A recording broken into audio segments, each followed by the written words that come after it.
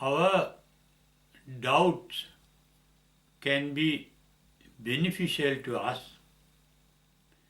if they are followed by investigation and inquiry that would ultimately lead to enlightenment. But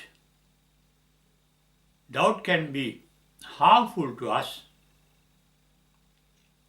if they are not followed by proper inquiry and investigation, because as long as there is a doubt in us, it hurts our mind. In fact, doubt is a mental defilement. Doubt is caused by three mental factors: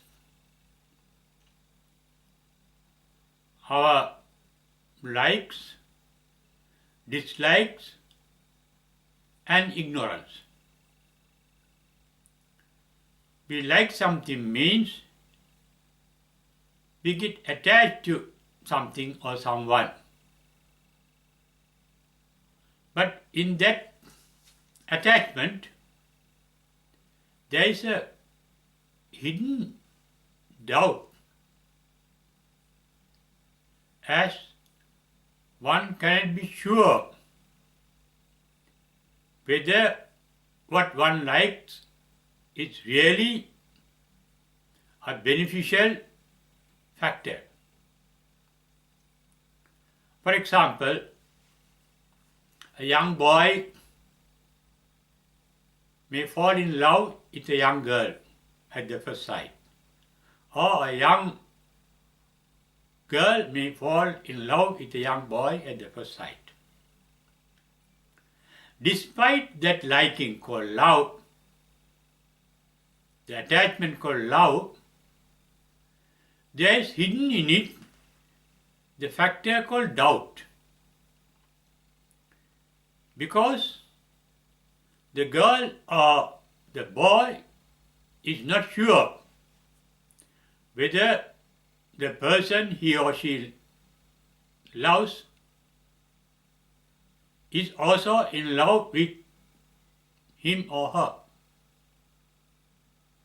or he is not sure or she is not sure whether that person is married or unmarried, or whether that person has another girlfriend or a boyfriend, respectively. That means when you like a young girl or a boy, your mind undergoes a pain because of that particular doubt. Like means, desire means, attachment means you want to get hold of her or get hold of him. But you are not sure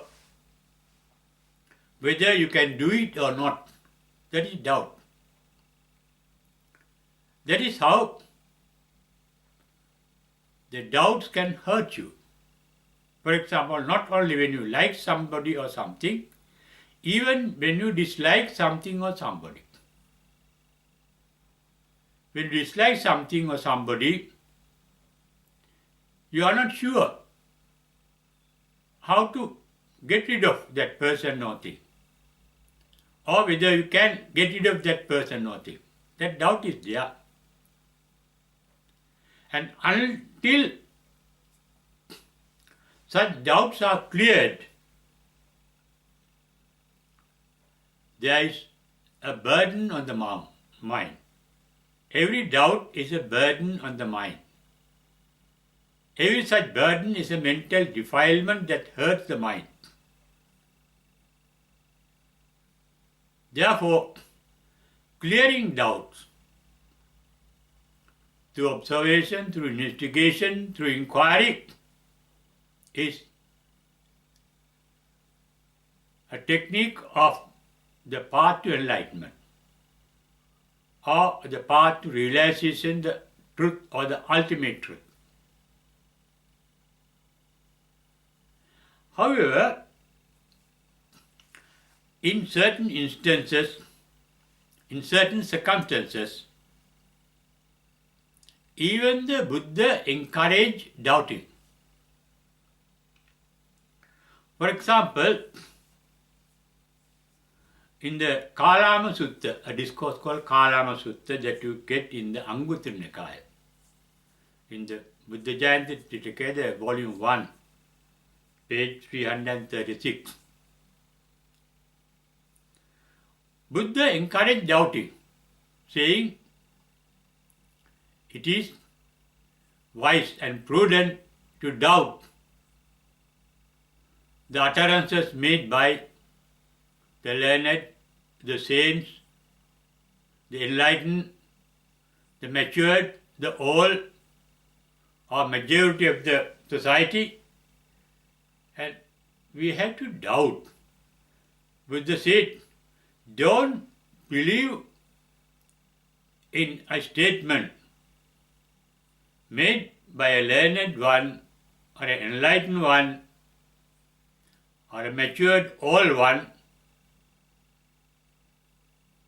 or a famous one, or a popular one. Don't believe completely without doubting it. That doubting means without inquiring into it, without investigating into the truth of it. The reason is this: fallibility is a human nature. That's why there's a saying, to err is human, to forgive is divine. All human beings are liable to make mistakes. That means human beings can make mistakes in their statements.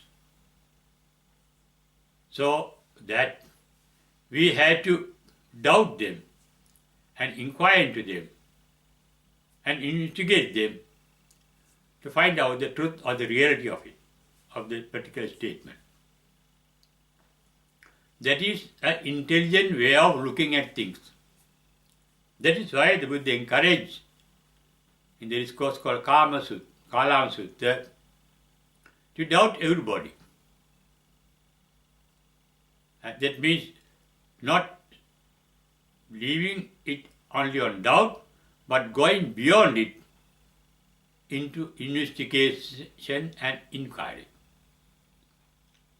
In another discourse called Vimamsaka Sutta, that you get in the volume 1 of Majjhima Nikaya in the Buddha Jayanti Tipitaka, at page, say, 744, Buddha told his disciples,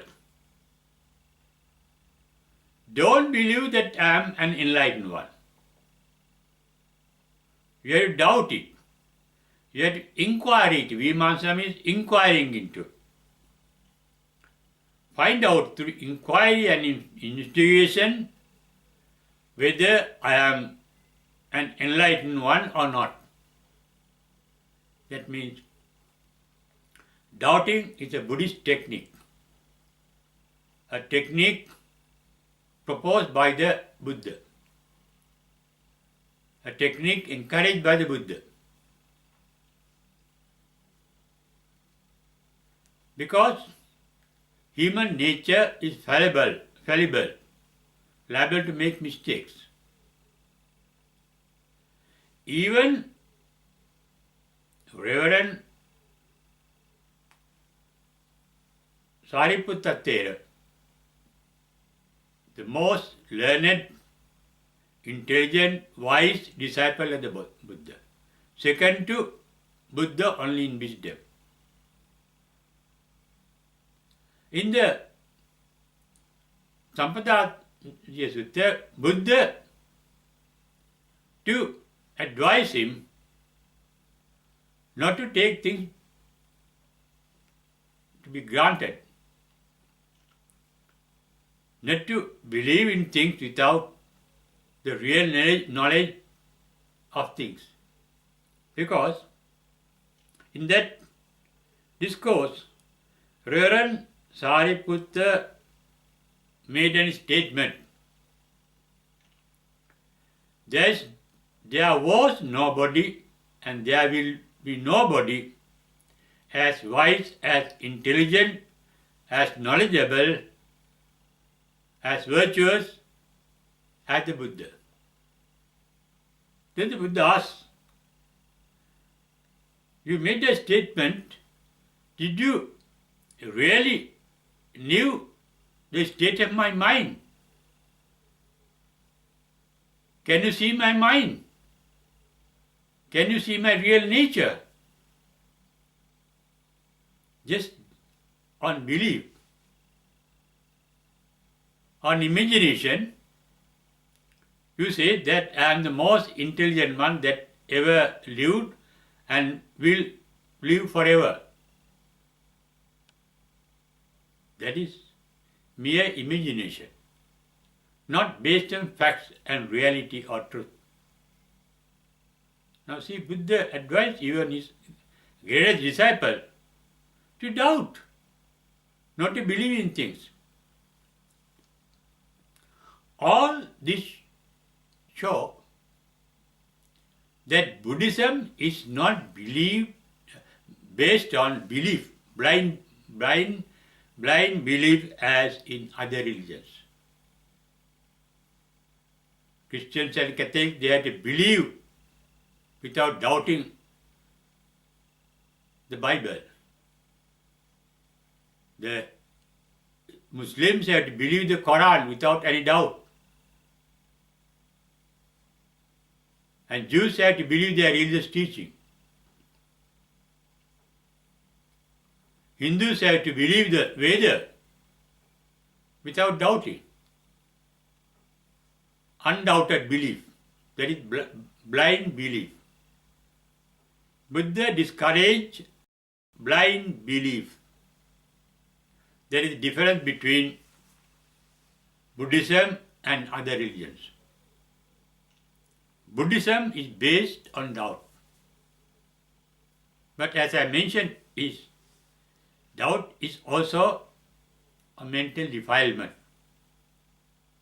Though it is a mental defilement that can be either benevolent or malevolent according to the way that you use it. If you have a doubt, and if you make no inquiries, investigation to find out the truth of it, then it can be malevolent because that doubt will never disappear. Disappearance of doubt in the mind is disburden the mind from its burdens. And that is enlightenment. Enlightenment means clearing all doubts, nothing to doubt. Enlightenment means there is no darkness hiding anything for you to doubt. You doubt things that you really don't know. Enlightenment means don't know means ignorance. Ignorance leads to doubt. Enlightenment leads to clear understanding and the bliss of mind. Doubt leads to the burden of mind. That is why doubt, as I mentioned earlier, is a mental defilement that brings about pains of mind. In the path to enlightenment, the doubt with regard to the Buddha, his teaching, and his enlightened disciples disappear in the first stage on the path called Sotapanna, at the extreme winner stage, as mentioned in the Ratana Sutra. Silabhatang vapi adajjikinchi. The doubt in that particular sentence. When you get into that particular stage of Sotapanna, the doubt with regard to the Buddha, his teaching, his Dhamma, or what is called the Nirvana, as enlightened disciple disappear, because you realize what it is. You realize the nature of the Nirvana. You realize the nature of the enlightened one. You realize the nature of the Buddha's teaching. That is how the doubt disappears completely at that stage called Sotapannahood, the extreme winner stage. But until that, you can use doubt as a technique of enlightenment by inquiry, by investigation, by observation. The meditation called Satipatthana is observing one's own mind, observing oneself. Because the Nirvana, the ultimate truth, the reality, the ultimate bliss is nowhere else but within your own mind. Hidden by the present mind that contains thoughts and feelings. Once our thoughts and feelings disappear, that ultimate truth will be dawned, will appear, will come to the forefront. By that stage, the mind becomes completely empty of its present content or thoughts and feelings. That is why Nirvana is referred to as voidness or emptiness. Empty or void of the content of the mind. The mind free of its content is an empty mind, full of bliss, no thoughts. In fact, all our thoughts are to a certain degree, certain extent, based on doubt. What we can knowledge, what we call data that we have gathered through our sense organs from the outside world cannot be perfectly true because our sense organs are incapable of knowing the real nature of anything. Their capacities are limited. Therefore, our sense organs supply our mind with insufficient information, inadequate information, which is not perfect. Therefore, even our knowledge should be subject to our doubt. That means we should not believe anything as said in the Karama Sutta because they were uttered or said or imparted by the learned, by the saints, by the holy, by the enlightened, because they are all fallible. They are liable to make mistakes. It is due to this human liability to make mistakes. To err is human, as it is said by Christians. Human nature is liable to make mistakes. mistakes in their thinking, mistakes in their feelings, mistakes in their deeds. Therefore, doubt has become a part and parcel of our life. It can end completely once we are enlightened. Enlightenment means the extinction of attachment, resentment, and ignorance. Ignorance is not knowing the truth or the reality. Knowing the truth or the reality without any doubt is nothing but enlightenment. Therefore, extinction of doubt is possible only at the enlightenment.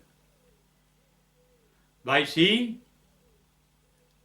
the true nature or the ultimate truth within our mind, referred to as nirvana in Sanskrit, nibbana in Pali, and epitheted by the Buddha as sunyata, voidness, emptiness.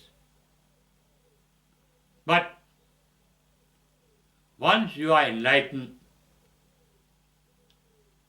your mind is not clear about what nirvana is. That means, until you are enlightened, your doubt regarding nirvana can continue, even though, as I mentioned earlier, it can disappear at the stream winner stage called Sotapanna. But that realization, that first experience can be finalized only at the final stage called enlightenment.